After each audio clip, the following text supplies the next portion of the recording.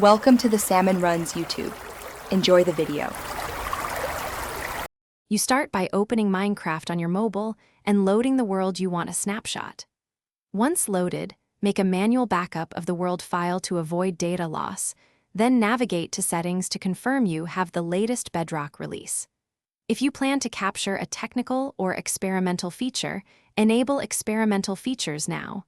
Otherwise, keep default. Make sure you note the exact coordinates and time of day you want to capture, because you'll need them next when positioning and configuring the snapshot. Now position yourself and set the scene.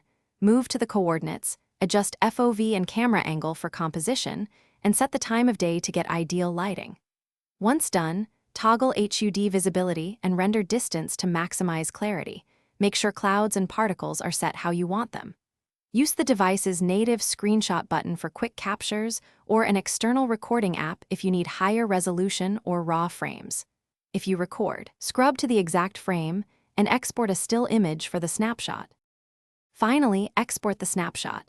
Move the image from the device's pictures or gallery folder to cloud storage or your PC so it's safe. Once transferred, perform light edits, crop, straighten, and color correct to enhance readability and add a watermark if sharing. Make sure you retain the original file in case you need to re-edit. If you can't find the screenshot, check app permissions for storage, verify the screenshots folder, and confirm you didn't overwrite the file. Rebooting the device can refresh media indexing. Thanks for watching. Consider subscribing if we helped you.